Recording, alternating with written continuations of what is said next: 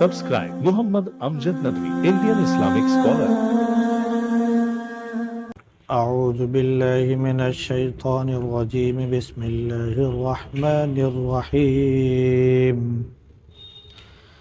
يوم يجمعكم ليوم الجمع ذلك يوم التغابن ومن يؤمن بالله ويعمل صالحا يكفر عنه سيئاته ويدخله جنات تجري من تحتها الأنهار خالدين فيها أبدا ذلك الفوز العظيم والذين كفروا وكذبوا بآياتنا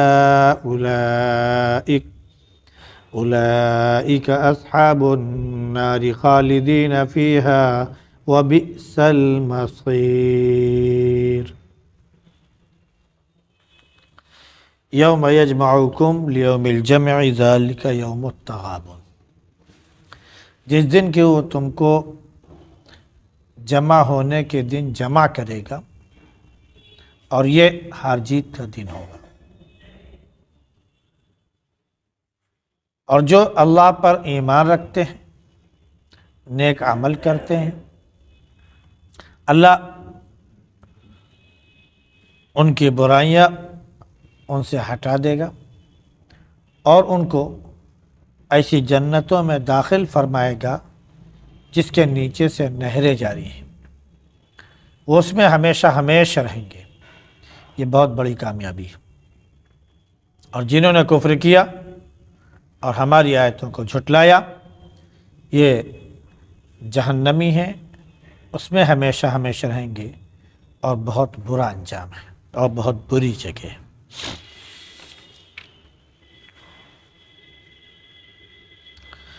گزشتہ آیات میں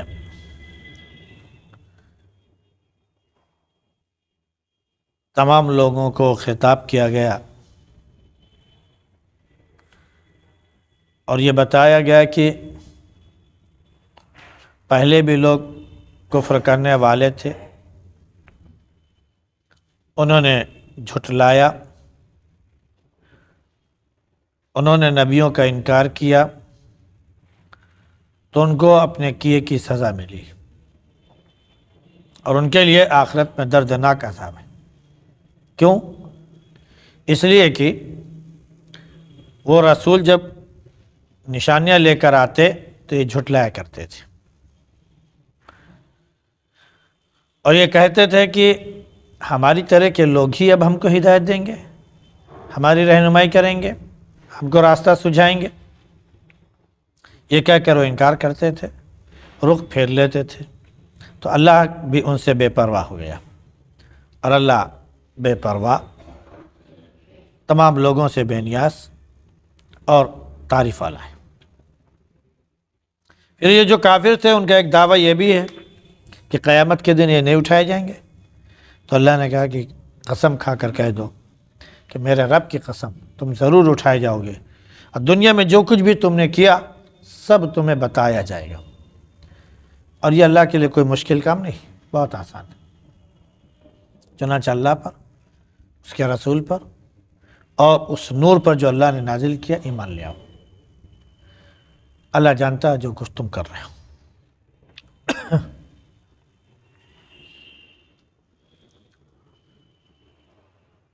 چونکہ اب قیامت کا ذکر ہو گیا کہ اللہ تم کو ضرور اٹھائے گا اور تمہیں بتائے گا بھی جو کچھ تم نے دنیا میں کیا، تو اسی کی طرف اب یہ اشارہ کیا گیا کہ وہ قیامت کے دن ہے کیا چیز۔ جس دن تم کو اٹھایا جائے گا اور سب کو جمع کیا جائے گا، تو وہ دن کون سا ہوگا؟ وہ دن ہار کا دن یا جیت کا دن ہوگا۔ جو اچھے عمل کرنے والے ہوں گے، دنیا میں رب کو راضی کرنے والے ہوں گے، ان کے لیے جیت کا دن ہوگا۔ اور جو لوگ دنیا میں برائیوں میں ملوث رہنے والے، کفر شرک کرنے والے، اللہ کا انکار کرنے والے ہوں گے، رسول اللہ صلی اللہ علیہ وسلم کو جھٹلانے والے ہوں گے، اور آپ سے پہلے کے انبیاء کو جھٹلانے والی جو قومیں ہوں گی وہ خسارے میں، نقصان میں ہوں گے، وہ ان کے لیے ہار کا دن ہوگا۔ حدیث شریف میں آتا ہے کہ جب انسان کو موت آتی ہے اور قبر وہ پہنچا دیا جاتا ہے تو فرشتہ آتا ہے جب سوال کرنے کے لیے، وہ نبی کریم صلی اللہ علیہ وسلم کی شکل و صورت پیش کرتا ہے، کہتا ہے کہ کیا تم اس آدمی کو، اس انسان کو جانتے ہو؟ تو جو مومن ہوتا ہے وہ کہتا ہے کہ یہ ہمارے رسول ہیں جن کو اللہ رب العزت نے حق کے ساتھ، کتاب کے ساتھ ہمارے ہاں بھیجا تھا اور ہم انہی کے تابع دار تھے۔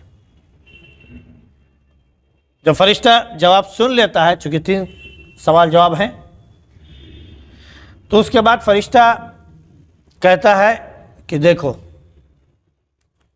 یہ تمہارا گھر ہے، جہنم کی طرف اشارہ کرتا ہے، یہ تمہارا گھر تھا، لیکن جب تم نے نیک عمل کر لیا، اپنے نبی کی اطاعت کر لی، تو اب تمہارا گھر یہ نہیں ہے، اب تمہارا گھر وہ ہے جدھر وہ جنت کی کھڑکی کھولتا ہے، جہاں سے ہوائیں آتی ہیں، اب وہ تمہارا گھر ہے، دیکھ لو۔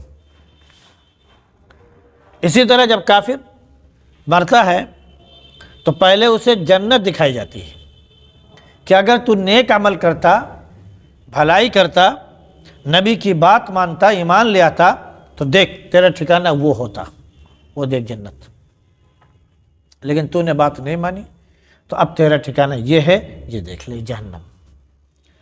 تو دونوں گھر دکھائے جاتے ہیں وہاں قبر میں، جنت بھی اور دوزخ بھی۔ تو جس کو جو چیز ملنے والی ہوتی ہے وہ بعد میں دکھائی جاتی ہے، اور جو کیا بولتے ہیں کہ نہیں ملنے والی وہ پہلے دکھائی جاتی ہے۔ یہ حدیث شریف میں اس طرح کا مفہوم آیا ہے۔ تو قیامت کا دن جو ہے وہ ہار کا دن اور جیت کا دن ہے۔ یہ سورہ تغابن ہے۔ تغابن کے معنی ہار اور جیت کے ہیں۔ تو یہاں پر یہ ذکر آیا ہے، لفظ آیا ہے، اسی وجہ سے سورہ کا نام بھی سورہ تغابن پڑا۔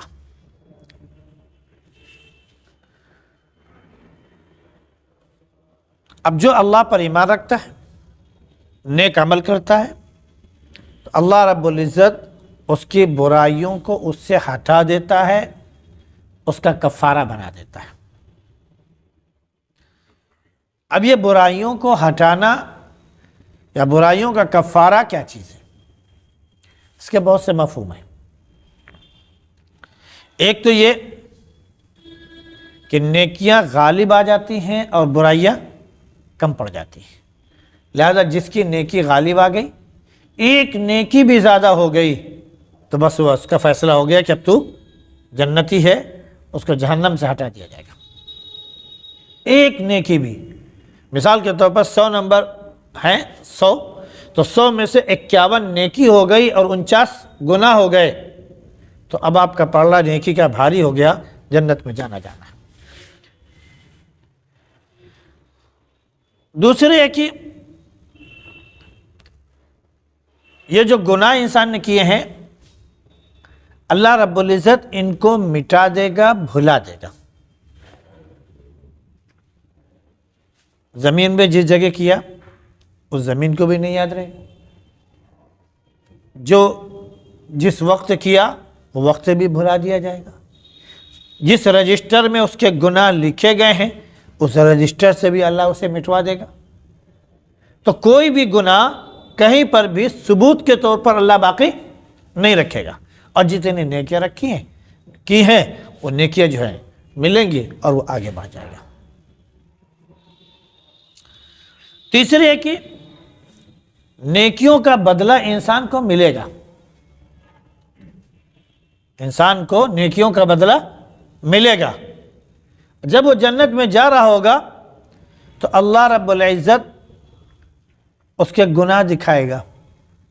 جب اللہ نے فیصلہ کر لیا کہ میرا بندہ جنت میں جائے گا تو اس کے گناہ گنوائے جائیں گے۔ دیکھ میرے بندے، میں نے دنیا میں ستاری کی، چھپایا، تیرے گناہ بالکل چھپا دیے، کسی کو نہیں پتا۔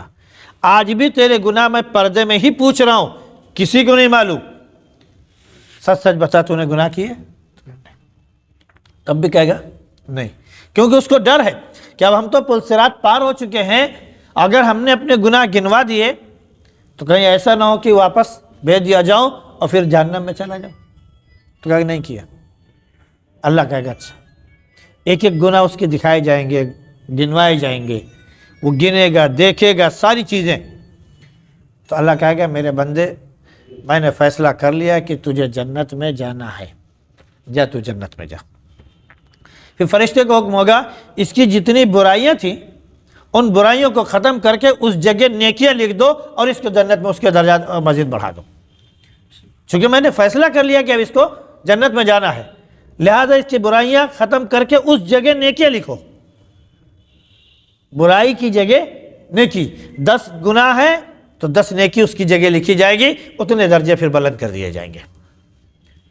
تو جب یہ ہو جائے گا تو کہے گا پروردگار یہ تو چھوٹے چھوٹے گناہ دکھائے گئے تھے، ابھی تو بڑے بڑے گناہ بہت باقی ہیں جو ہم نے بتائی نہیں، دکھائی نہیں ہے۔ بہرحال اس کے جتنے بھی گناہ ہوں گے وہ سب مٹ جائیں گے، اس کی جگہ نیکیاں ہیں۔ ایک جگہ قرآن میں ہے فَأُولَٰئِكَ يُبَدِّلُ اللَّهُ سَيِّئَاتِهِمْ حَسَنَاتٍ، یہ وہ نیک لوگ ہوں گے کہ جن کی برائیوں کو بھی اللہ نیکیوں میں تبدیل کر دے گا، جن کی برائیوں کو بھی اللہ نیکیوں میں تبدیل کرے گا۔ ان میں سب سے زیادہ اس کے مستحق وہ لوگ ہیں جو کفر سے اسلام میں داخل ہوئے، جو کفر سے اسلام میں داخل ہوئے، کیونکہ ساری زندگی ان کے کوئی بھی نیکی ہو وہ نیکی ہے ہی نہیں، ایمان کے بغیر کوئی نیکی نہیں ہے۔ لہذا اس نے کھانا کھلایا، دنیا میں بدلہ مل جائے گا، صدقہ دیا، دنیا میں بدلہ مل جائے گا، جو بھی بھلائی کی دنیا میں بدلہ مل جائے گا، آخرت میں ایمان نہ ہونے کی وجہ سے اسے کوئی بدلہ ما لہ فی الآخرۃ من خلاق، آخرت میں اس کا کوئی حصہ نہیں ہوگا بغیر ایمان کے۔ اور اگر آخر وقت بھی اس نے اسلام قبول کر لیا، یعنی آخری وقت سے پہلے بھی اگر اس نے اسلام قبول کر لیا تو اللہ کا وعدہ ہے کہ الاسلام یہدم ما کان قبلہ، اسلام پہلے کی جتنی برائیاں ہیں اسلام سے پہلے کی، کلمہ پڑھنے سے پہلے کی، اللہ ان سب کو ختم کر دیتا ہے۔ اب اس کے بعد جب ختم ہو جائے گا تو اب صرف لا الہ الا اللہ کی نیکی بچی، اب تو اس کے بعد صرف جنت ہی جنت ہے، وہ سیدھا جنت میں جائے گا۔ پھر یہ وہ لوگ ہیں فَأُولَٰئِكَ يُبَدِّلُ اللَّهُ سَيِّئَاتِهِمْ حَسَنَاتٍ، تو جو انہوں نے ساری زندگی گناہ کیے نا، اللہ کہے گا ان گناہوں کو نیکیوں میں بدل دو، لہذا وہ نیکیوں میں بدلے جائیں گے، اس کے درجات مزید بلند ہو جائیں گے۔ سب سے زیادہ مستحق ہے، پھر اللہ جس کو چاہے وہ معاف کر سکتا ہے، کیونکہ اس میں کیا بولتے ہیں کہ ایمان کا ذکر ہے، عمل صالح کا ذکر ہے، کہ جو ایمان لے آئے اور پھر اس کے بعد نیک اعمال کیے تو یہ وہ لوگ ہیں جن کی برائیوں کو اللہ نیکیوں میں تبدیل کر دے گا، وغیرہ وغیرہ۔ تو وہ جنتوں میں داخل ہوں گے جس کے نیچے سے نہریں جاری ہوں گی۔ جنت بھی 2 طرح کی ہے، آپ کو بتایا جا چکا ہے اس سے پہلے بھی۔ وہاں جو بتایا گیا ہے تو الگ طریقے کی، ایک چھوٹی جنت ہوگی، ایک بڑی جنت ہوگی۔ ایک جگہ سورہ رحمان میں 4 جنتوں کا ذکر کر دیا گیا ہے کہ 2 جنتیں ہوں گی، پھر وَمِن دُونِهِمَا جَنَّتَانِ، ان جنتوں کے علاوہ بھی 2 جنتیں اور ہوں گی۔ اور یہاں پر کیا ہے کہ اللہ رب العزت نے جو بیان فرمایا وہ یہ، جو حدیث شریف آپ کے سامنے ابھی بیان کی گئی، کہ کافر کو جنت کا ٹھکانہ دکھایا جائے گا کہ اگر تو ایمان لاتا تو دیکھ اس جگہ تو جاتا، لیکن اب تو ایمان نہیں لے آیا اور کفر کی حالت میں ادھر آ گیا تو اب تجھ کو اس سے محروم کیا جاتا ہے، اب تیرا ٹھکانہ یہ ہے۔ تو گویا اس سے معلوم ہوا کہ ہر آدمی کے 2 گھر ہیں، ایک جنت میں اور ایک دوزخ میں۔ اگر وہ نیک عمل کرے گا تو جنت والا گھر ملے گا، اور برا عمل کرے گا تو وہ جہنم والا گھر پائے گا۔ جب جہنمی جہنم والا گھر پائے گا اور جنتی جنت والا گھر پائے گا تو جہنمی کا جو جنت میں گھر ہے وہ کہاں گیا؟ سوال ہے نا بھائی، فرشتے تو اس کو دونوں گھر دکھا رہا ہے نا قبر میں کہ دیکھ تیرا مقام یہ تھا، لیکن تو نے اس مقام کو حاصل نہیں کیا، تو اب تیرا مقام یہ ہے، تیری جگہ یہ ہے، تیرا گھر یہ ہے۔ تو ادھر کا گھر اس سے چھینا گیا، ادھر کا گھر اس کو دیا گیا. اب مومن سے ادھر کا گھر ہٹایا جائے گا، ادھر کا گھر دیا جائے گا. تو مومن کا گھر ادھر جو جہنم میں تھا ختم ہوا، اور جہنمی کا گھر جو جنت میں تھا اس سے محروم کیا گیا. تو دونوں جگہ کے پلاٹ کہاں ہیں؟ وہ جگہ کہاں خالی ہے؟ وہ کیا ہوں گے؟ تو یہ جو جنتی ہیں، سمجھ لو نہیں، ان کو ان کے بدلے میں گھر دیا جائے گا کہ یہ دیکھ تمہاری جنت، اور یہ جو تمہارا پڑوسی جہنمی تھا، جہنمی ہو گیا ہے، سمجھ لو نہیں، یہ اس کی جنت ہے. لہذا تم اپنی جنت کے بھی مالک ہوئے اور اس جنت کے بھی مالک ہو گئے. تو دونوں جنتوں کو مالک ہو جائے گا، وغیرہ وغیرہ. اور اس کے نیچے سے نہریں جاری ہوں گی، اس میں ہمیشہ ہمیشہ رہیں گے. یہ بہت بڑی کامیابی ہے. اور جس نے کفر کیا، ہماری آیتوں کو جھٹلایا، تو وہ جہنمی ہے، اس میں ہمیشہ ہمیشہ وہ رہیں گے. اور یہ بہت برا ٹھکانہ اور بہت برا انجام ہے. اللہ اس سے ہم سب کی حفاظت فرمائے، اور جنت میں اللہ اپنی رضامندی کے ساتھ ہم سب کو داخل فرمائے. سبحان اللہ بحمدہ، سبحانک اللہم وبحمدک، ونشہد ان لا الہ الا انت، نستغفرک ونتوب الیک.